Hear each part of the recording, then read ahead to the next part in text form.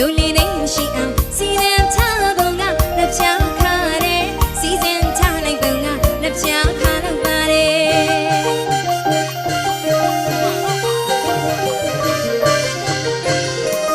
တို့အလူမကွယ်လူလေးသိရှိအောင်စီစဉ်ထားပုံကလက်ချခါတယ်စီစဉ်ထားလိုက်ပုံကလက်ချခါတော့ပါတယ်